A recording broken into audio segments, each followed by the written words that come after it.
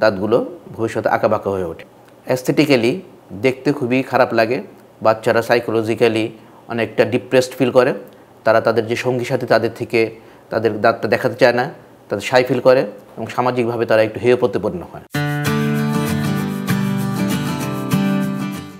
বাচ্চাদের একটি অন্যতম প্রধান যে অভিযোগ নিয়ে আসে তারা হচ্ছে তাদের দাঁতগুলো আঁকাবাঁকা অথবা দাঁতগুলো উঁচু নিচু বা অনেক ক্ষেত্রে আমরা ফাঁকা দাঁত পেয়ে থাকি।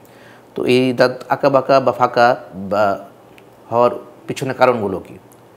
তো আমরা যদি শিশু বয়স থেকেই দাঁতের প্রতি যত্নশীল থাকি এবং দুধদাঁত থেকে যদি আমরা সঠিক সময় পর্যন্ত প্রিজার্ভ করতে পারি তাহলে কিন্তু আঁকাবাঁকা দাঁত হওয়ার সম্ভাবনা অনেক কমে যায়। 6-7 বছর বয়সে অনেক সময় দেখা যায় বাচ্চাদের মাড়ির দাঁতে অনেক অ্যাডভান্স লেভেলের দন্তক্ষয় হয়ে যায়, যখন যেটা পাল্পে টাচ করে ফেলে এবং সিভিয়ার পেইন হয়। তো এমন স্টেজে আসে অনেক সময় বাচ্চারা যখন সেই দাঁতগুলোকে আমরা প্রিজার্ভ করতে পারি না। তো সেক্ষেত্রে আমরা যদি দাঁতগুলো ফেলে দিয়ে সেখানে যদি আমরা কোনো স্পেস মেইনটেনার বা স্পেসটাকে ধরে রাখার কোনো ব্যবস্থা না করি তাহলে কিন্তু দাঁতগুলো ভবিষ্যতে আঁকাবাঁকা হয়ে ওঠে, যেটা বাচ্চাদের ক্ষেত্রে সাইকোলজিক্যালি অনেকটা তাদের ব্রেকডাউন করে ফেলে এবং তারা সোশ্যালি অনেকটা অ্যাকসেপ্টেন্স থেকে বঞ্চিত হয়। তো সেক্ষেত্রে এই জন্য আমরা বলি যে প্রতি 6 মাস অন্তর অন্তরই আপনারা ডেন্টাল সার্জন শরণাপন্ন হবেন, যাতে দাঁতগুলো এভাবে অ্যাডভান্স লেভেলের পালপাইটিস বা অ্যাডভান্স লেভেলের দন্তক্ষয় হওয়ার আগেই যেন আমরা সেটা চিকিৎসা করতে পারি।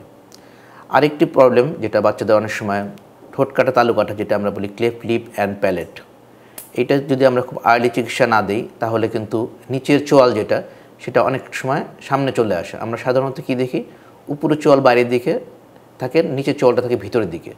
কিন্তু যদি ঠোঁট কাটা বা তালু কাটার যদি কোনো হিস্ট্রি থাকে পেশেন্টের, সেক্ষেত্রে কিন্তু উপরের চোয়ালের তুলনায় নিচের চোয়ালটা সামনের দিকে চলে আসে, যেটা অ্যাস্থেটিক্যালি দেখতে খুবই খারাপ লাগে। বাচ্চারা সাইকোলজিক্যালি অনেকটা ডিপ্রেসড ফিল করে। তারা তাদের যে সঙ্গী সাথী তাদের থেকে তাদের দাঁতটা দেখাতে চায় না, তাদের শাই ফিল করে এবং সামাজিকভাবে তারা একটু হেয় প্রতিপন্ন হয়। তো সামগ্রিকভাবে শিশু যে দন্ত বিভাগ বা পেডিয়াট্রিক ডেন্টিস্ট্রি এটা খুবই ইম্পর্ট্যান্ট, কারণ আমরা যদি আর্লি এজ থেকেই বা শিশু বয়স থেকেই আমরা যদি যে দাঁতের প্রবলেমগুলো যদি আইডেন্টিফাই করে সেই অনুযায়ী আমরা চিকিৎসা দিতে পারি তাহলে কিন্তু এই ধরনের যে সমস্যাগুলো সেগুলো থেকে বাচ্চা পরিত্রাণ পেতে পারে এবং প্যারেন্টসরাও চিন্তামুক্ত হতে পারে।